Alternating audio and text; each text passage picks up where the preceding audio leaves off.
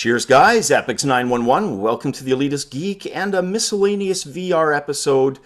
You know, most of the videos I do have to do either with gaming, the daily news, upcoming devices, successful devices. One thing I haven't touched on is the myriad of devices that failed. And why did they fail? Well, a number of reasons. Usually because they were too frickin' unwieldy, or they completely failed to deliver on their promises. And trust me, they came in all shapes and sizes. As recently as the last few years, back the first time virtual reality tried to catch on, and hell, even before that. So sit back and check some of these out with me. You can mock away. Feel free to mock. First up, we have the 3D head. Now, this massive behemoth, this honker of an HMD, claimed quite a few things, and among them that it was a Rift killer. Yep, this thing actually claimed to be an Oculus Rift killer. Yet you've probably never heard of it. I wonder why. Apparently, these pictures were taken at one of the only conventions that this device ever appeared at. And if you look at this thing, it has the potential. Somebody with a weak neck, it could literally snap their neck. This thing was massive. It looked like, you know, he basically rammed his head through a black tower case, PC tower case, and that was the end result. Massively unwieldy, didn't live up to the hype, and failed on the grapevine. Next up, we have the Toshiba bubble helmet. Check this thing out. This thing is freaking massive, even bigger than the 3D head.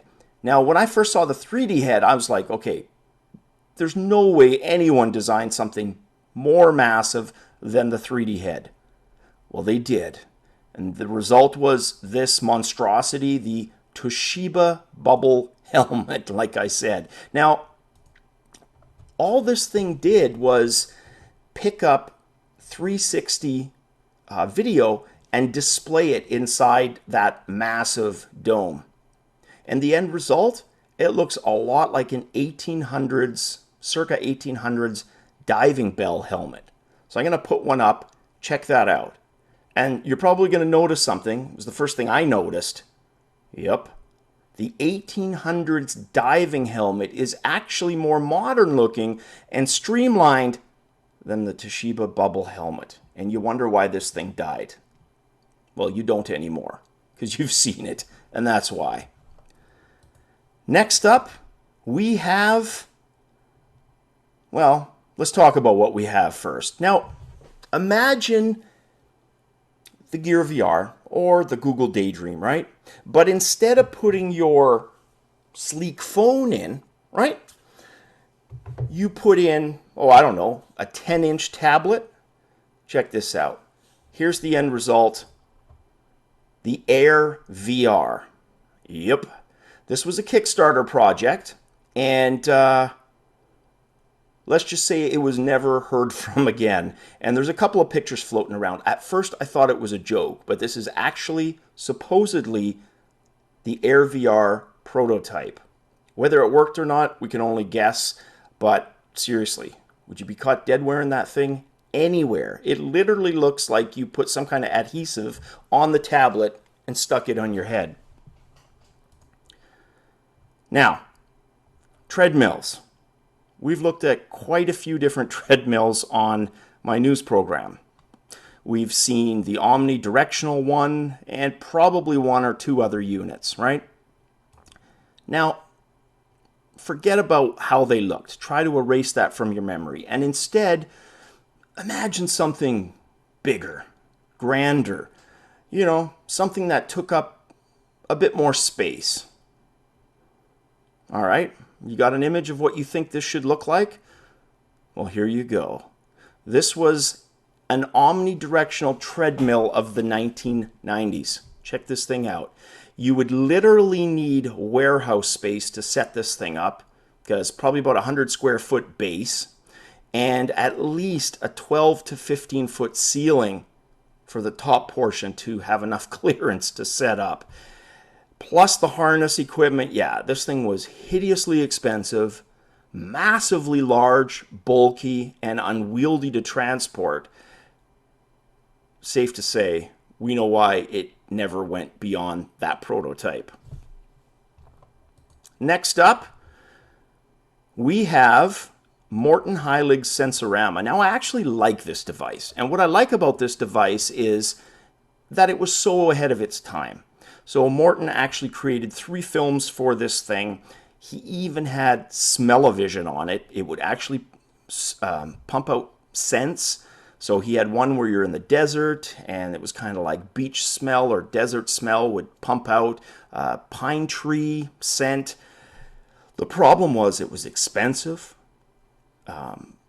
wasn't very reliable, it was prone to failure, and it was just way ahead of its time. So I struggled with this one, including it, because I find kind of a strange beauty in this device, but ultimately, it failed, and it failed for several reasons, most of which I've already talked about. The rest, I'm sure you can imagine looking at the picture.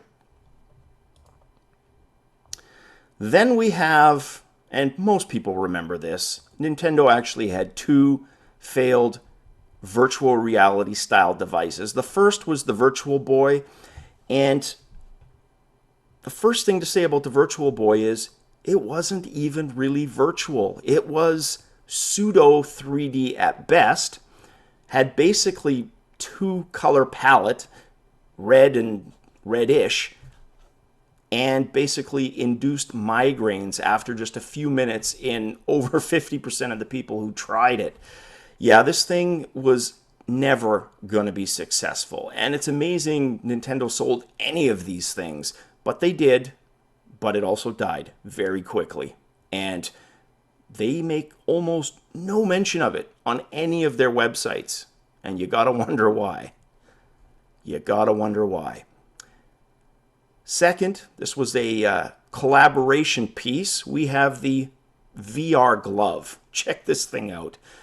Massive, extremely nerdy, and almost completely next to useless as a peripheral controller. The VR glove.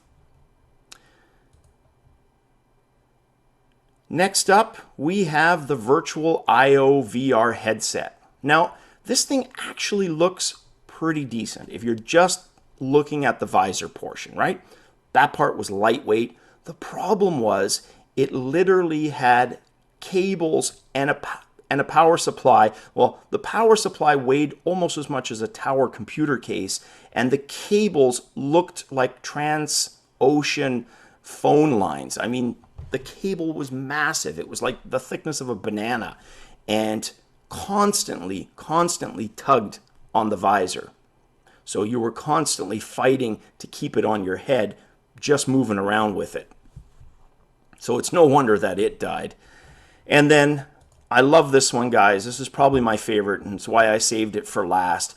This device was known as the Virtue Sphere. And you're probably coming to the same conclusion that I did, and probably, let's face it, anybody looking at this thing, that it looks remarkably like a hamster ball. In fact, let's put up a picture of a hamster ball and we can compare it. Yep, looks about the same. So, like the Omni Treadmill from the 90s, this thing required a ton of floor space, didn't fit within a standard 8-foot ceiling because it was over 12 feet in height, and the HMD, which was, the technology you were actually wearing, was almost non-functional. It was headache-inducing and just not very reliable at all. In short, this was doomed to fail almost from the get-go. The Virtue Sphere. All right, guys, that's it for these. Hopefully you enjoyed these as much as me. Like I said, I crack up. Just the Toshiba one and the 3D head have to be my favorite. The AirVR one just looks silly, let's face it. But yeah, curious what you guys think. Have you seen any failed VR devices uglier than this or more ridiculous? If you have, please let me know in the comments below. I'd love to see it, and possibly, if there's enough, add it into a second video. All right, guys, as always, cheers. Catch you on the VR flip side.